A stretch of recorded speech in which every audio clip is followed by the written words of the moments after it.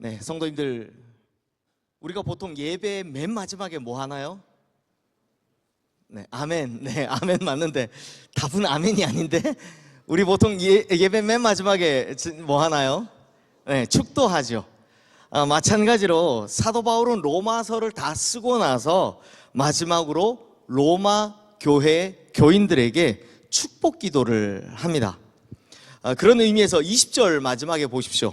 우리 주 예수의 은혜가 너희에게 있을지어다. 딱 축도하는 거죠. 그러면 이제 끝내야죠.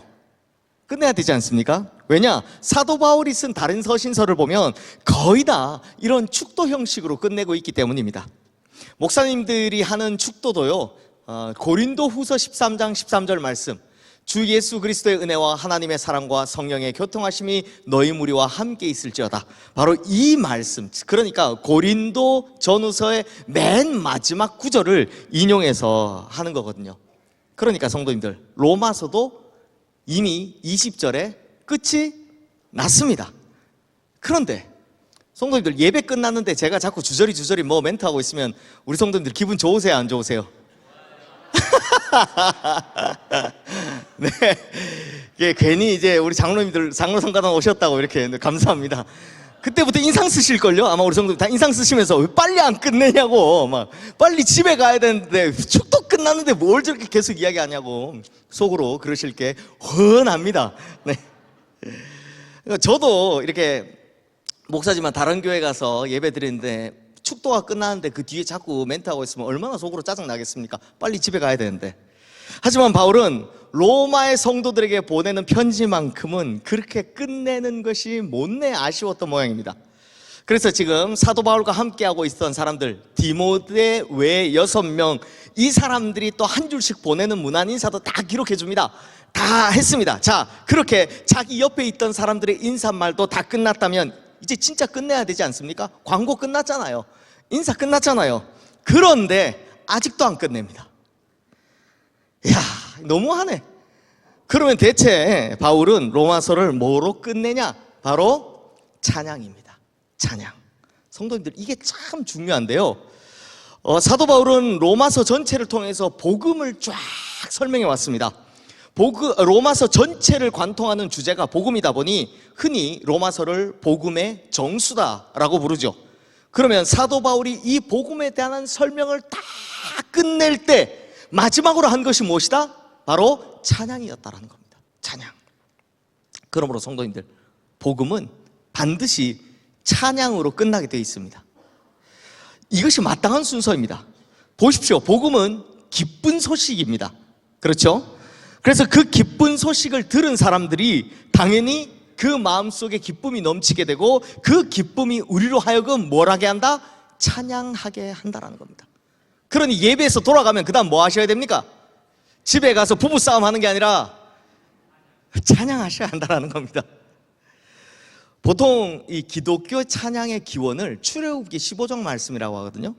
출애굽기 15장에는 뭐가 기록되어 있느냐 하니 이스라엘 백성들이 하나님의 능력으로 홍해 바다를 건넌 겁니다. 그리고 이 애굽왕 바로의 군대는 하나님의 능력을 시험하다 완전히 그냥 홍해 바다의 거센 물결에 다 수장되죠. 그러니까 이스라엘 백성들이 진짜 출애굽한 순간인 겁니다.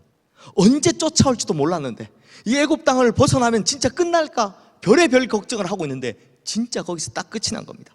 진짜 구원받았다는 거죠. 바로 그때 이스라엘 백성들이 이런 엄청난 하나님의 능력, 그 구원의 능력을 경험하고 나서 뭐 하기 시작했다? 찬양하기 시작했다는 겁니다. 그런데 애굽에서 방금 나온 이 이스라엘 백성들에게 무슨 악기가 있겠습니까? 무슨 뭐 찬양대가 조직돼 있겠습니까? 아무것도 없었습니다. 하지만 하나님의 그냥 그 놀라우신 구원을 보았을 때 찬양하지 않을 수가 없었다는 겁니다. 이것이 기독교 찬양의 시초인 겁니다. 그러면 성도님들, 찬양의 시초를 보니까 무엇에 대한 찬양이었습니까? 구원의 기쁨, 구원의 감격에 대한 찬양이었다는 겁니다. 그렇다고 한다면 구원의 복음, 우리가 전해 듣고 있는 이 구원의 복음 역시 마땅히 뭐로 이어져야 한다고요? 찬양으로 이어져야 한다는 겁니다. 구원받은 성도는 마땅히 찬양으로 하나님께 영광 돌리는 삶을 살아야 한다는 겁니다. 그래서 사도 바울 역시 이 구원의 복음인 로마서의 맨 마지막 절을 하나님을 향한 찬양으로 마무리 짓고 있는 겁니다. 이제 로마서의 마지막 절, 오늘 본문 27절 말씀 우리 함께 읽어보겠습니다. 지혜로우신 하나님께 예수 그리스도로 말미암아 영광이 세세무궁하도록 있을지어다. 아멘. 자, 이 세번역 성경에서는요, 이 앞부분을 오직 한 분이신 지혜로우신 하나님께 라고 좀 더 확장해서 번역을 해뒀습니다. 그게 무슨 말이냐? 찬양 받으실 분은 오직 하나님 한 분뿐이시다라는 겁니다. 왜요? 하나님은 그분의 지혜로 세상의 모든 만물을 창조하셨고 영원부터 계획하신 구원의 역사를 가장 지혜로운 방법으로 십자가와 부활로 이뤄내셨습니다. 그리고 새로운 세상인 하나님의 나라를 가장 지혜로운 설계를 가지고 준비하고 계시다라는 겁니다. 그러니 하나님의 엄청난 지혜로 구원을 받은 우리 그리스도인들은 찬양하지 않을 수 없다라는 겁니다. 오늘 같은 날 길게 설교하면 저보고 뭐라 하시겠죠? 아까 축도 끝났으면 빨리 내려가야 되는데 설교도 길면 안 되니까 이제 말씀을 마무리하겠습니다. 우리 성도님들이 표정이 환하게 밝아지시는 것 같습니다. 자, 성도님들, 세상의 모든 것은 다 언젠간 끝이 납니다. 그렇죠? 이 세상 모든 것은 다 유한하기 때문에 다 그 끝이 있습니다.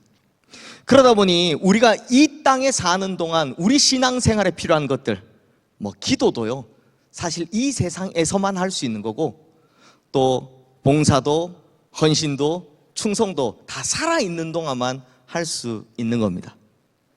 그런데 딱 하나는 다릅니다. 뭐가 다를까요? 찬양만큼은 천국에서도 영원히 할 수 있습니다. 천국에서도 계속 할 수 있습니다. 찬양은요, 끝이 없습니다. 기도도 주님 오시는 날 끝나고, 뭐 이제 이 세상에 우리 충성과 헌신과 봉사도 주님 오시는 날 다 끝나겠지만, 찬양은 천국 가서도 할 수 있는 겁니다. 구원 얻은 성도는요, 하나님 나라에 가서 그냥 영원히 찬양하는 겁니다. 영원히. 그러니 하나님께 찬양하는 일을 이 땅에서부터 부지런히 감당해야 하는 겁니다. 제가 늘 강조하지만 천국 백성은 가만히 있다 천국 백성이 되는 것이 아니라 이 땅에서부터 하나님 나라의 백성답게 살던 사람이 천국 갔을 때 하나님 나라의 백성답게 살아갈 수 있다. 여기는 준비기간이다 라고 말씀드렸습니다. 그럼 찬양도 여기서는 가만히 있다가 천국 가서 갑자기 하라고 하면 하겠습니까? 아니죠. 이 땅에서부터 부지런히 찬양하다 주님 우리를 부르시는 날, 주님 이 땅에 다시 오시는 날, 그 영원한 나라 가서 계속해서 찬양하는 겁니다. 그래야 하늘나라 가서도 계속 찬양할 수 있는 겁니다. 그러므로 우리 성도님들, 그리고 한국 장로 성가단 우리 단원 여러분들, 이 땅에 사는 동안 주님과 구원의 은혜를 높이 높이 찬양하고 영광 돌리며 살다가 이 세상 떠나는 그날 할렐루야 찬송하며 천국문에 들어가고, 그래서 영원한 천국에서 승리한 수많은 성도들과 함께 영원히 주님 찬송하며 찬양하며 살아가는 우리 모든 성도님들 되시기를 주님의 이름으로 축원합니다. 기도하겠습니다. 하나님 아버지, 주님께서 우리에게 베풀어 주신 구원의 은혜와 우리를 위해 예비하신 저 천국을 생각하면 도저히 찬송하지 않을 수가 없습니다. 우리의 이 찬양이 이 땅에서부터 차고 넘치다 주님 나라에서도 구원받은 백성으로 영원히 찬양하게 하여 주시옵소서. 특별히 이 시간 주님께 찬양을 올려드리는 한국 장로 성가단을 기억하셔서 단원들 한 분 한 분이 주님 찬양하기에 부족함이 없도록 믿음 지켜주시고 건강 지켜주시고 삶의 자리도 축복하셔서 항상 은혜가 넘치는 삶 가운데 살아갈 수 있도록 주님께서 이 시간 하늘문 활짝 열셔서 은혜와 축복이 마르지 않고 충만히 부어지는 역사가 일어나게 하여 주시옵소서. 가장 지혜롭게 우리를 구원하심으로 영원히 찬양받기에 합당하신 우리 주 예수 그리스도 이름으로 기도드리옵나이다. 아멘.